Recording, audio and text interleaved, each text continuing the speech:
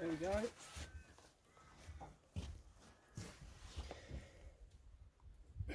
Just working the mussel along a little rock wall.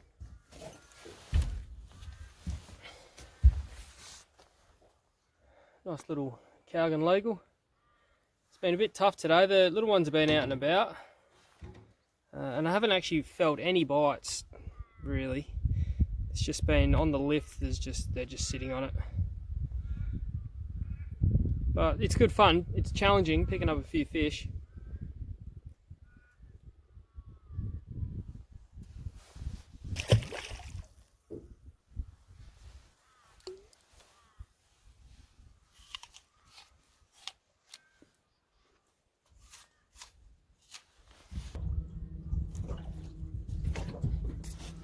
Still haven't really worked out the best way to catch these fish. I've caught some that are sitting out of the current behind points, and then I've caught some that the current is just running straight down the rock wall and I'm just wafting it down the rocks. So still really yet to piece much together, but it's only young in the session, so this is a perfect little situation I love. Is we have the current coming from downriver, and over here we just have a rock wall situation where it kind of forks off to either side. This is the high current side. We just picked up a fish working the mussel along there, just tethering it along the rock wall using the current to do all the work for us.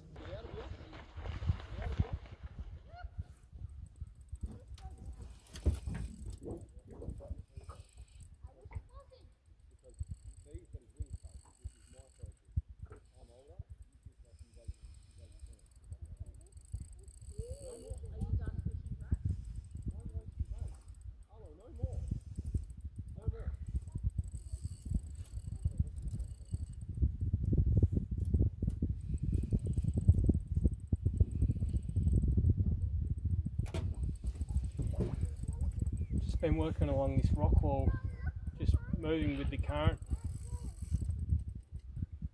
and just feathering that mussel just along all the front of the rocks. Half decent one grabbed it. There we go with that guy. I love the head on these Kalgan fish. Same deal. Absolutely was not getting off. Alright, first question. Do I cast next to structure, let it sink, and then repeat? Certain situations when there's, say, isolated structure and you know that they are sitting on that and they're not moving. Otherwise, I'll slowly lift the lure out, or if they're in a reaction bite type mood, I will hop it out quite quickly, or just let the current waft past that structure and then cast to the next bit of structure. So you can do either or. The versatility with this lure is it does vibrate on the lift, so you will get good bites working it away from structure. Okay, tips for using it over the flats. We're fishing like a river flat at the moment. It's about 3 foot. A bit of a mud flat, and then it tapers off into like an 8 foot drop off. I won't actually target right up behind the bank, especially not this time of year because it's winter, but I will target that drop off line and I will let the lure just sink and waft along that line where most likely a feeding fish is going to be. But when I am casting on flats, I do like to do more of a sharper type of retrieve with the lure to just see if I can kick up a bit of sand as well. Maybe hold my rod a little bit flatter so it can move along the mud and create a bit of tension. Tips for fishing deep structure. We don't have the luxury of fishing real deep structure where I am anyway, but I could imagine a really good retrieve would be to cast upstream of it so it does get down to the bottom in the desired area, if you are fishing in current, and I would just be leaving it there.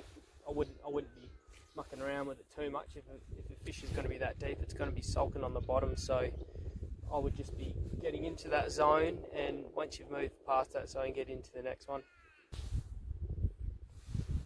My favourite structure, I would say shallow snags, where you know that they're sitting up underneath the snags, and it's just so exciting. Casting a surface lure in there, or you know, jerk bait or something, and ripping it out. But with the mussel, my favourite structure would be bridges and rock walls and isolated rocks. Tips on northern yellowfin brim. One of the guys just went up there and he absolutely slayed it on the muss, and he just said it was fishing for dummies.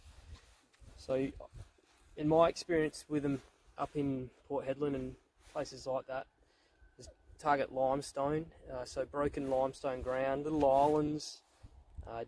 Try not to look at too many flats because it's just so expansive up there.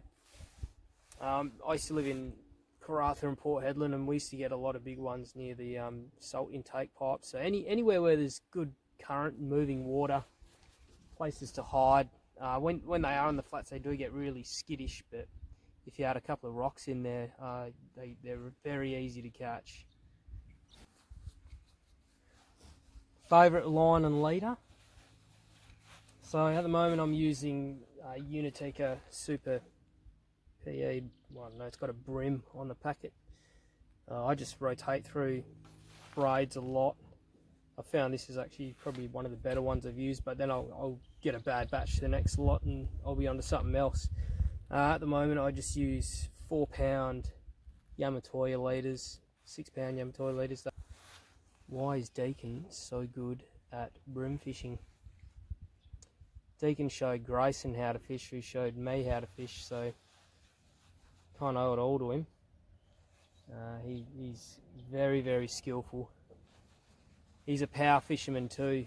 He fishes with, you know, big 3.5-inch Z-Man grubs on 1/8 and just plonks them in there and rips them back. And yeah, he's a big crankbait fisherman, and really, really versatile angler. Can finesse too. How many people copy the muss now? There's a few knock-ups getting around the joint. I'll have a word to them, but I mean, the integrity at the end of the day is the one thing that's on them. You can do whatever you want in life, but you know, it's how you want to be portrayed by others. That's the next thing.